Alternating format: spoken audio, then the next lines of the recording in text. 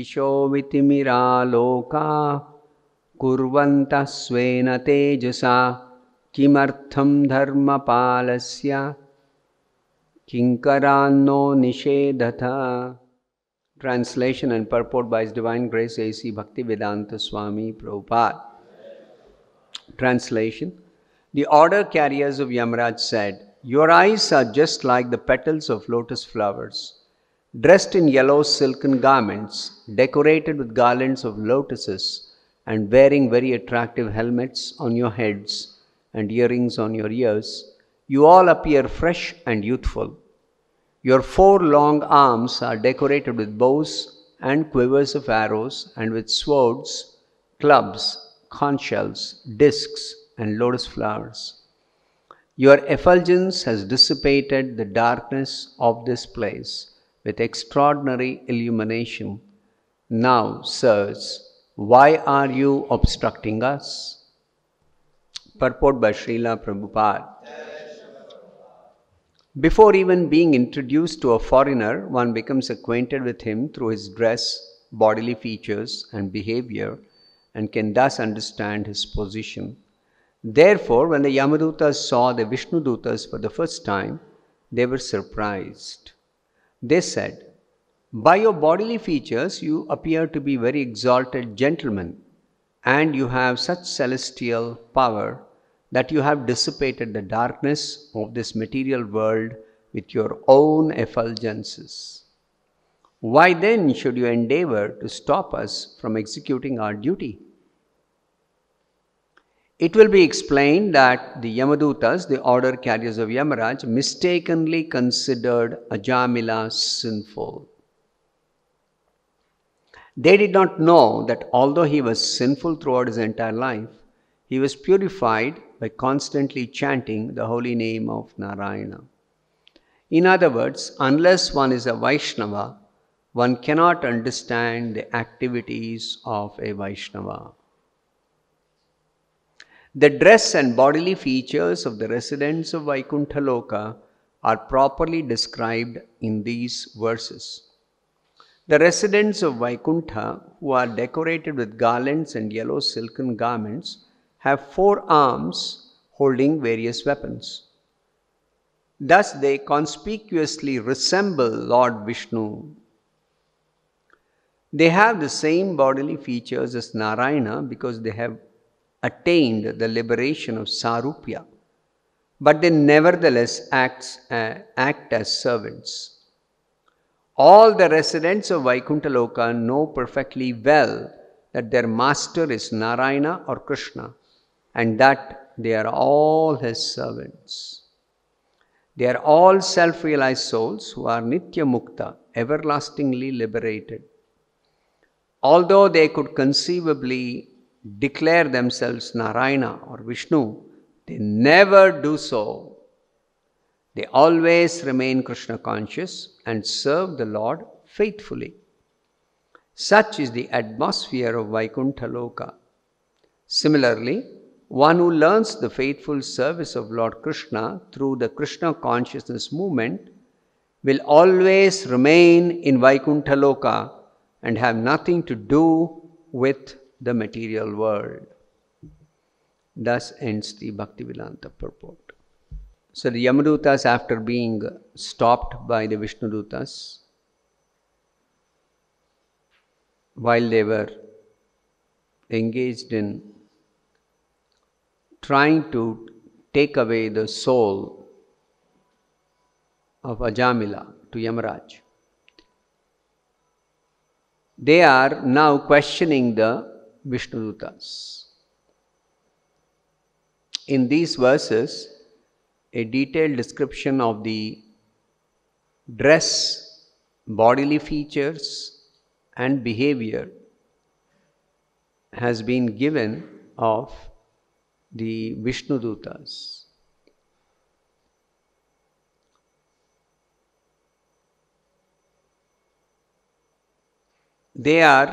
These Yamadutas are surprised that they are being stopped by someone who is actually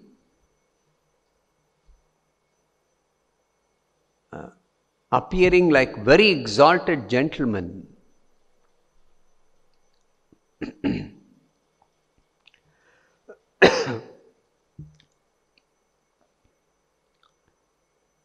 So, in the future verses, the conversation will establish the actual position of Ajamila.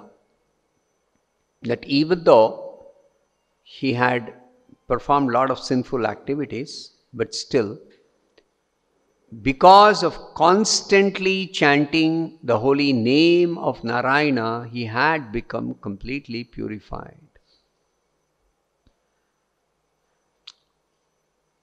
And if any residue was there, at the time of death also, he called out the name of Narayana. Which means he is completely purified. Completely purified. No more sinful reactions. So, Srila Prabhupada explains in this purport, in other words, unless one is a Vaishnava, one cannot understand the activities of a Vaishnava. This is a very important point. That Vaishnava's behavior, activities, Vaishnava's character cannot always be appreciated by non-Vaishnavas.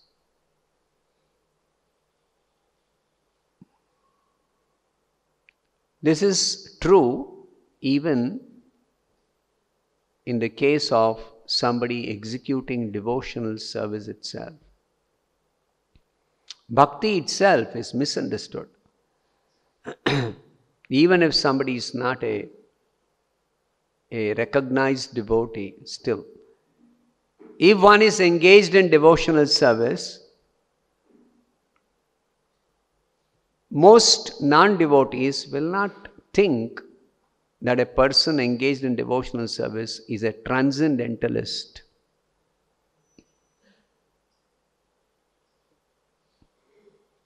Why? Because bhakti, activities of bhakti appear like activities of karma.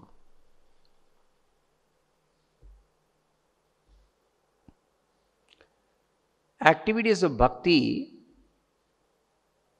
are actually performed by, especially by those who are practicing bhakti yoga, practicing devotees, sadhakas. Their actions appear to be like the actions of ordinary people of this world.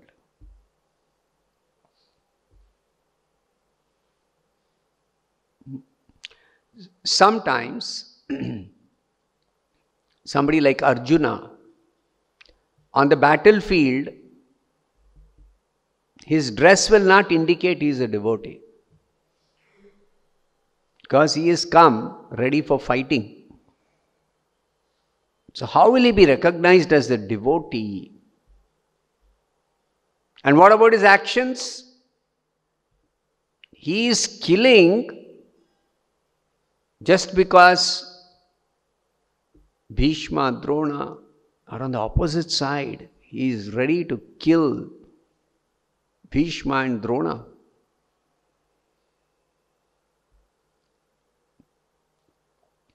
So how can one understand the activities of a Vaishnava?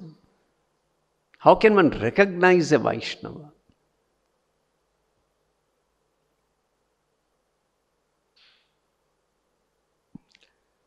So it is said here, unless one is a Vaishnava, one cannot understand the activities of a Vaishnava.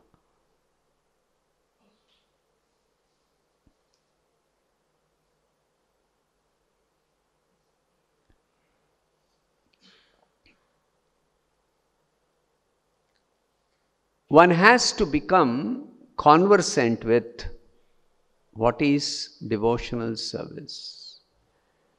Only then one can actually properly understand the activities of another Vaishnava. Now, this is not difficult for us to understand, that non-devotees mistake devotees to be ordinary people doing some ordinary activities. But even among devotees,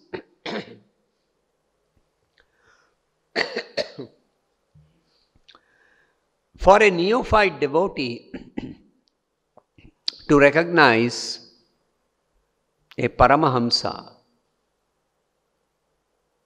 is not always possible.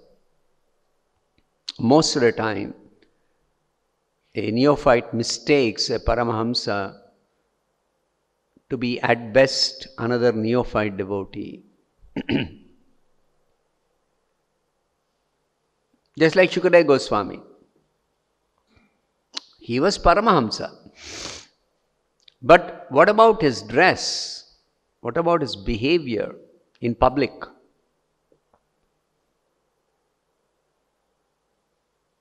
So how can such people be recognized? Such great devotees. That's why Srila Prabhupada explains in one place, a great person, you should hear from him, not try to understand by his external features or external actions. You may or may not be able to understand him properly, recognize him properly. A great person has to be heard. It's only when he speaks you can recognize. That's why in the Bhagavad Gita, the first thing Arjuna asks about the symptoms of a self-realized soul is Sthita prajnasya ka bhasha.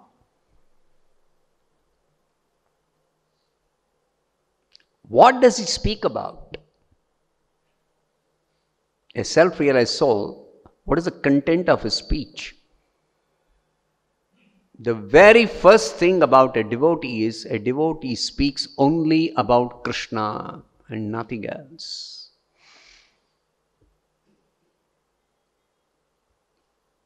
Characteristically, if you study Srila Prabhupada's conversations, any conversation will be centered around Krishna. Centered around Krishna. Anything, any conversation.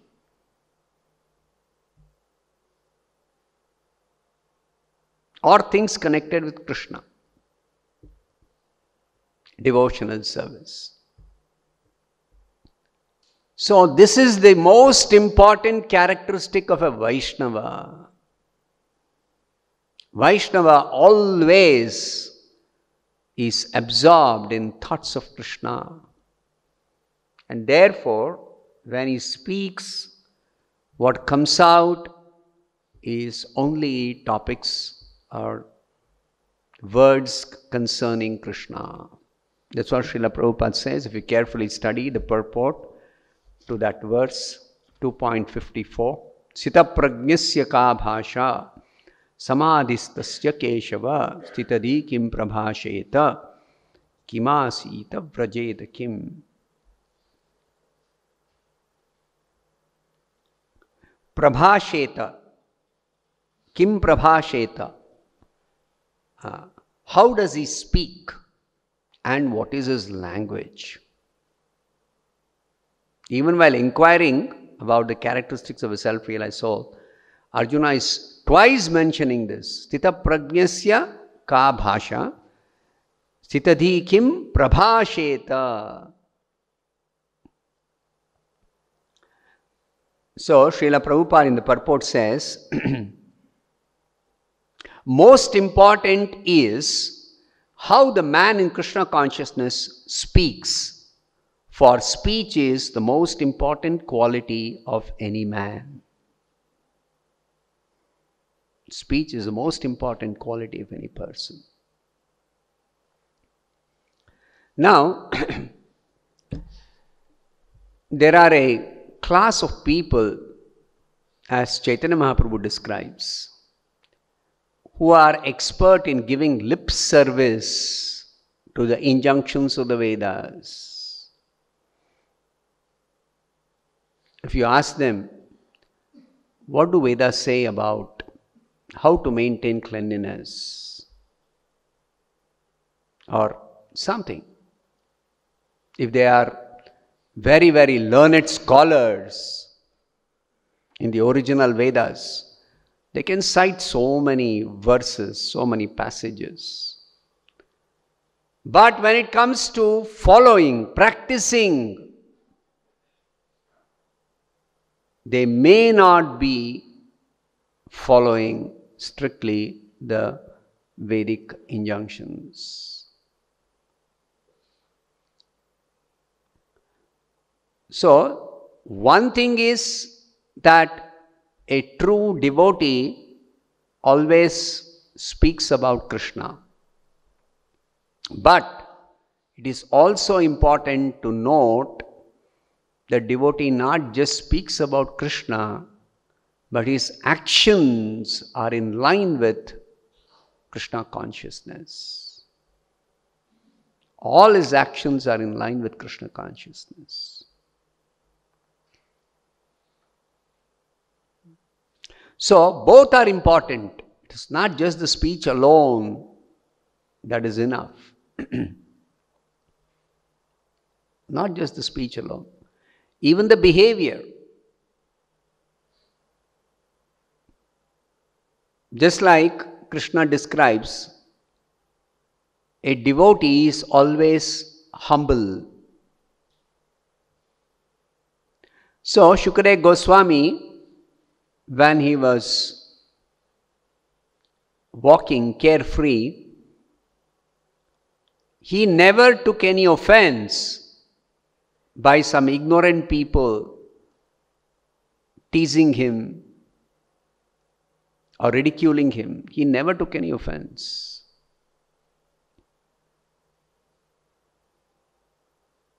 You see? So, a devotee's behavior, speech, actions, everything is in line with Krishna consciousness.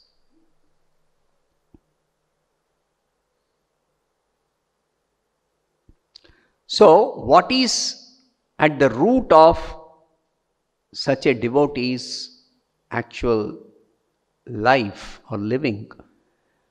The root is the innermost consciousness.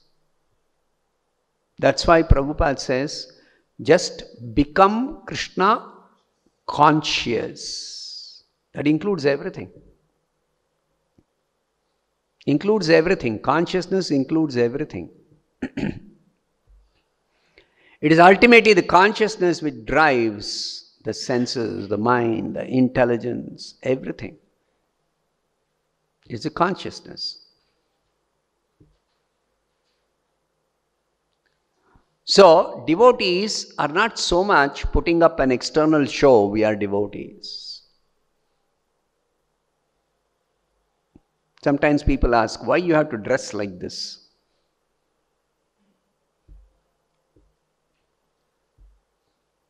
The most important reason why we dress like this, of course, generally we say that we can perform our duties better if we have a uniform, if we can be identified by the uniform. Just like a policeman.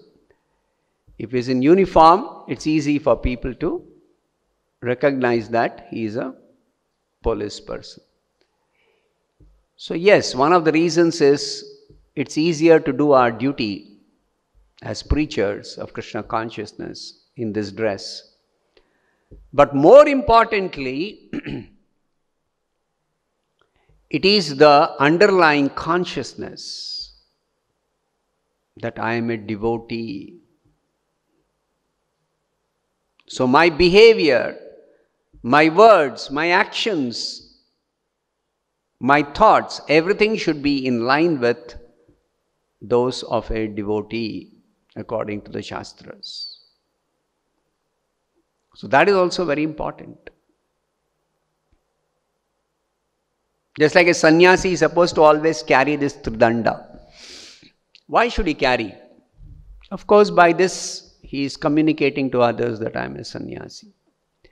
But more importantly, the sannyasi has to remind himself always that what does this tridanda mean? Body, mind and words are dedicated for Krishna's service. So I have to keep reminding myself. That's why I have to always carry this as a sannyasi. That's why Prabhupada told, when you go out for preaching, wear the devotee dress. So you remind yourself also that you should behave, act, conduct yourself like a devotee.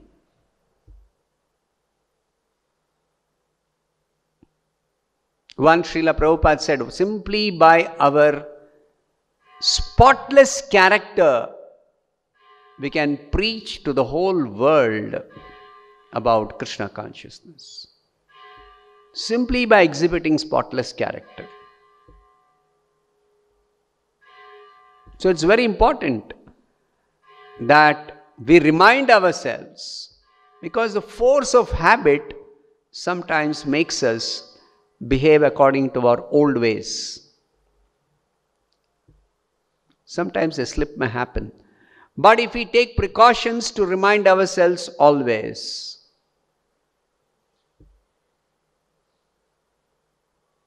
you see, that's why tilak, kantimala, the dress itself,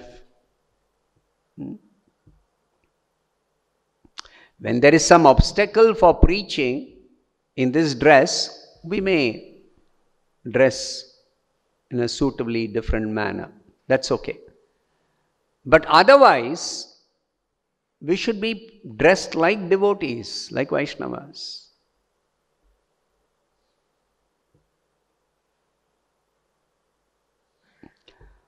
So it's a fact that unless one is a Vaishnava, one cannot understand the activities of another Vaishnava. So particularly neophyte devotees have to be careful that you don't mistakenly think somebody who is externally appearing as a devotee, especially of some other sampradaya, like the Sahajiyas. Sahajiyas, some of them appear to be very nicely dressed like devotees sometimes. Some of them wear tilak so prominently that looking at their tilak you feel like falling down at their feet and telling, oh, you are a great Vaishnava. And some of them, when you start performing Sankirtan, they will also join the Sankirtan very enthusiastically, and sometimes they even display tears flowing from their eyes. They'll display all the 8 symptoms of ecstasy. They'll roll on the ground. They'll do so much of drama, some of them. Because their heart is not cleansed yet. And they want to externally make a show of being in ecstasy. And sometimes they get habituated to that. They force themselves to display some so-called ecstasy.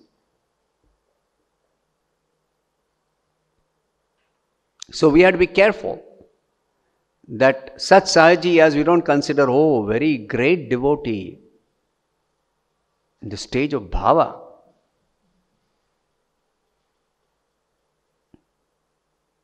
Secretly, these people will be having all kinds of other activities.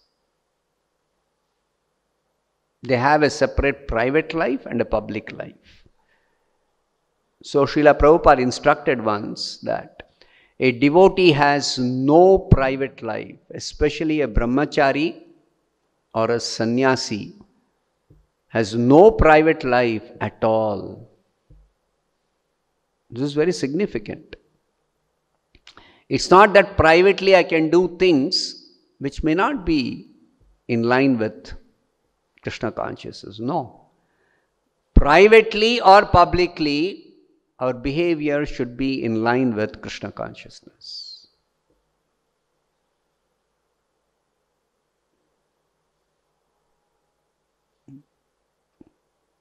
So, a neophyte should not externally judge somebody and consider that person as a very great devotee. And similarly, externally a Paramahamsa may appear to be like a very simple, ordinary person. We may not know how advanced such a devotee may be. So therefore, we have to be careful to not closely associate with some stranger when it comes to taking Krishna conscious association. We have to be careful.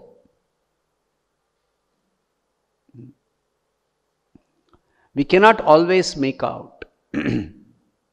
Simply by, even by speech also, we cannot make out.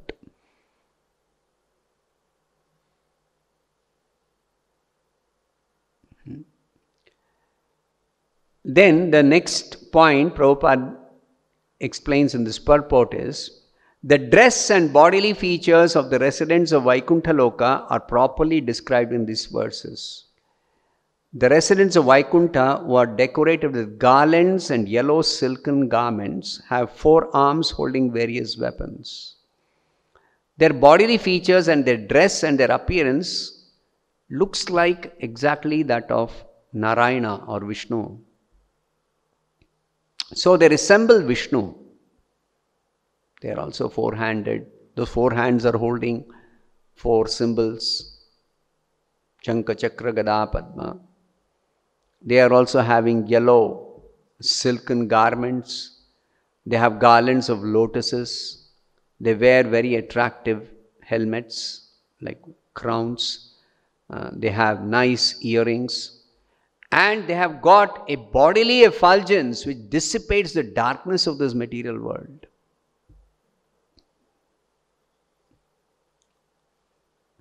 But the important point is that they never claim to be themselves Narayana anytime. They always act as Narayana's servants.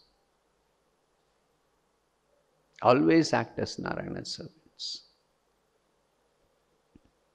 Servant means no independence. Moment somebody says, I am a servant, means no independence. Servant always has to act according to the instructions or directions or the directions of the master. That's the meaning of servant. Servant has no independence. So the living entities who want to be independent in this material world, especially the conditioned souls, they think that somehow they can become independent. Those who don't voluntarily or willingly accept subordination to the Supreme Lord, they are forced to be subordinate to the material energy. This is a very important point explained by Srila Prabhupada in the introduction to the Bhagavad Gita. He says, everyone is a servant of Krishna. But if somebody thinks that I can be independent,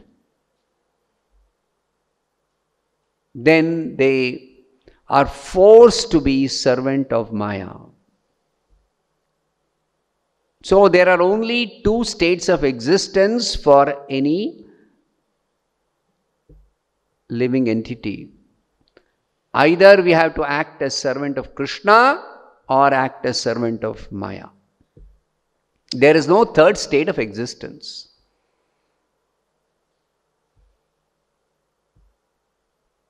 Sometimes neophyte devotees think that even though I am not always engaged in devotional service, I never engage in service of Maya.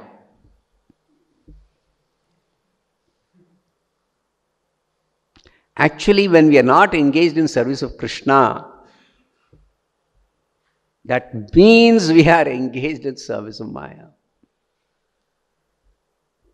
Whether we are able to recognize that or perceive that or not, that's a fact.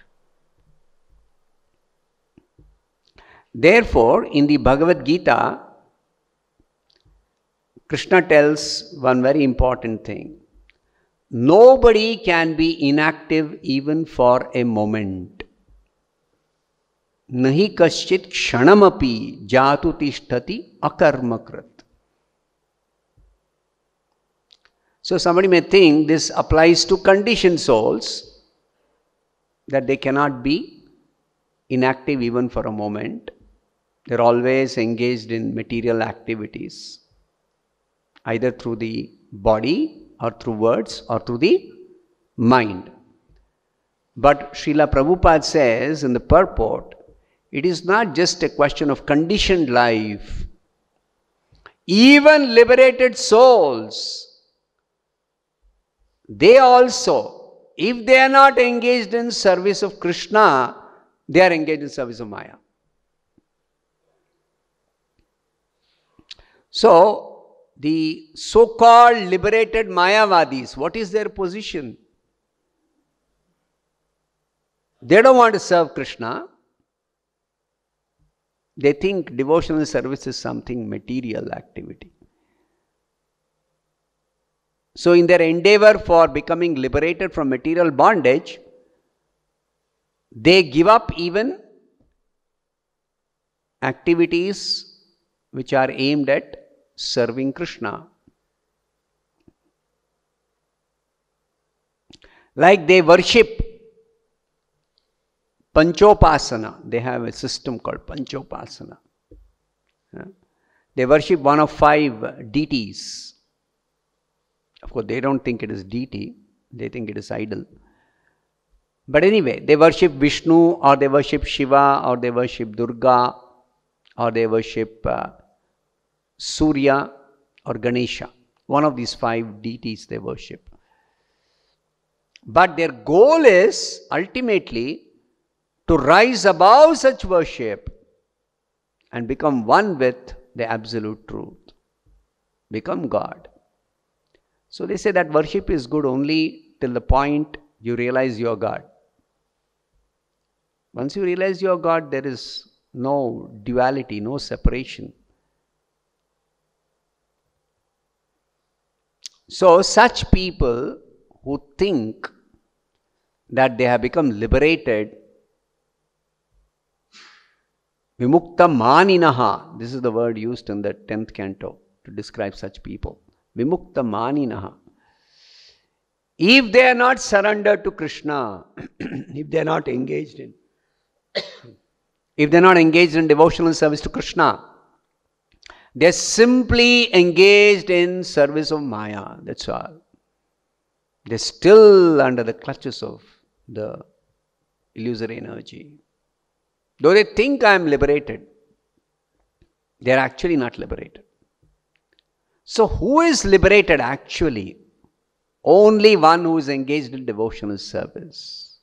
Always. That's why the specific description of one who is situated above the gunas, Lord Krishna in the 14th chapter says, Mam chayo avyabhicharena bhakti yogena sevate. What kind of devotional service? Avyabhicharini bhakti.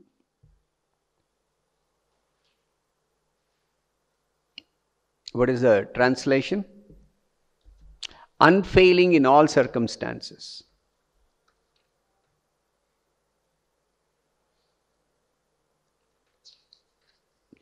One who engages in full devotional service, who does not fall down in any circumstance.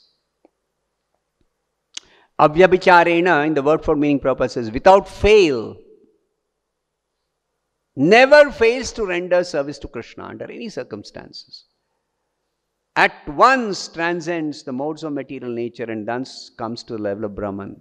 The Mayavadis, their aim is to come to the Brahman platform, to the spiritual platform, above the three gunas. But if they don't engage in devotional service to Krishna, they can never transcend the material modes. They cannot transcend the material modes.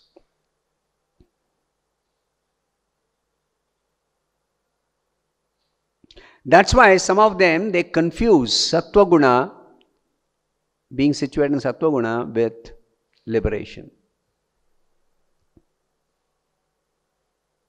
There is no pure goodness in this material world. There is no pure goodness. There is goodness, passion and ignorance. Goodness is always tinged with some passion or ignorance or both. That's the nature of material goodness. That's why the spiritual atmosphere is described as Shuddha Sattva. Shuddha Sattva, purified goodness, unalloyed goodness. That is the description of the spiritual atmosphere. The Brahman atmosphere, the spiritual atmosphere. So, the only way to transcend the gunas is to fully engage in devotional service to Krishna. Fully engage.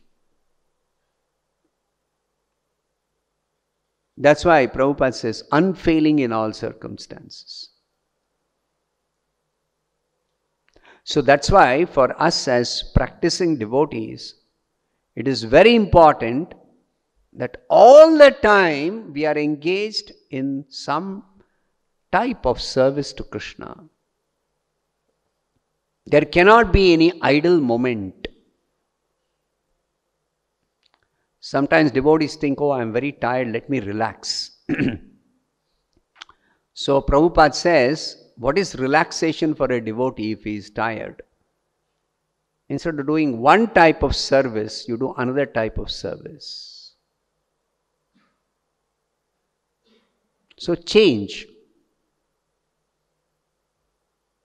If you feel very strenuous type of service you have been doing and you're very fatigued, then you have to do something which you can do without straining yourself physically. For the mind, there is no question of strain at all.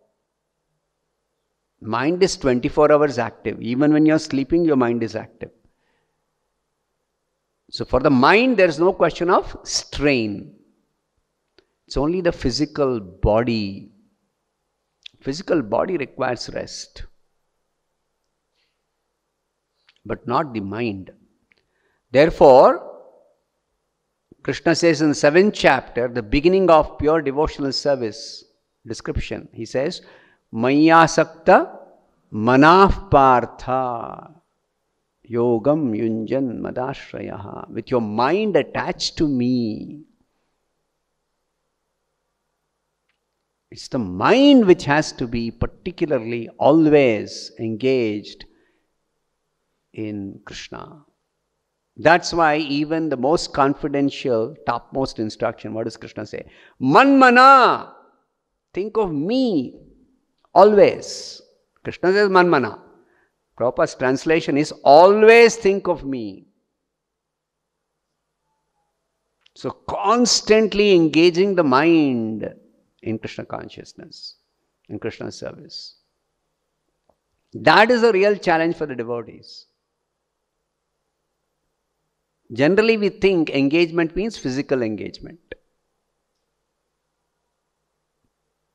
It's actually engaging the mind. That is important for a devotee. How is your mind engaged always in Krishna consciousness? How is it possible? So Krishna says you have to develop some attachment. To begin with, at least some attachment for Krishna. Some attraction. So the attitude of doing devotional service cannot be that just at the level of duty consciousness. Oh, I have to do. I taken vow at the time of initiation. I have to chant 16 rounds.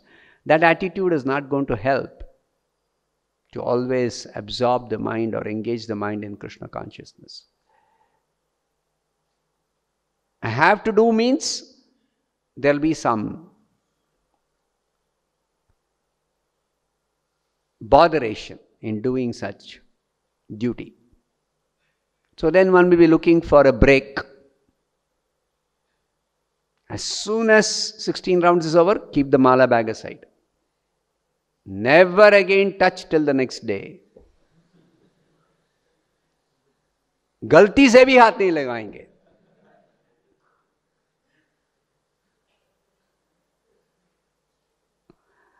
So this sort of attitude is not going to help.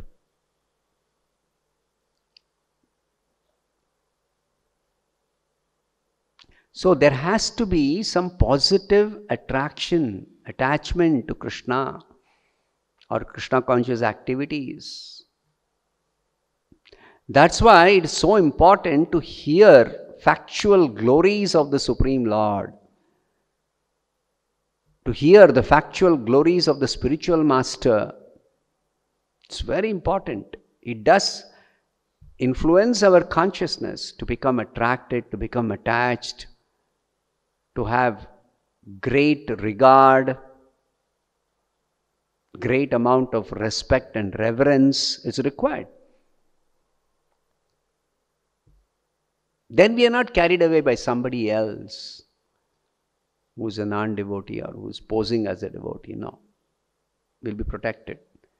That's why constantly some or the other engaged in thinking about, remembering or hearing or describing Krishna's glories. Krishna's glories are unlimited. Unlimited. And Prabhupada's words, always glorifying Krishna. Always glorifying Krishna. So we should also try to hear more and more, read more and more Krishna's glories. And keep on thinking about them, remembering them, describing them. So we have to fill up our entire day with such glorification. Hearing or describing or remembering or sharing or just thinking about them, even contemplating. So in that way you are not idle, even though somebody may be sitting, but what are you doing while sitting? Smaranam, remembering, contemplating what you have heard or what you have read or what you already know, contemplating on that and developing a deeper appreciation of Krishna, of the spiritual master, of the pure devotees. So that way we can be safe without falling into Maya when we are not engaged directly in Krishna's service. We are not directly engaged. Still we have to be somehow engaged in devotional service through remembering or through chanting or through glorifying, hearing the glories constantly. So we have to constantly keep in touch with Krishna. Of course, Chaitanya Mahaprabhu points out that the easiest way is to constantly chant Hare Krishna. But not mechanical chanting. It has to be done with some nice heart. So a change of attitude is required. You have to culture that. It takes time. Okay, I'll stop here. Grantaraj Srimad-Bhagavatam ki jai, Srila Prabhupada ki jai. Hare Krishna. Subscribe to our channel and press the bell icon to never miss any updates.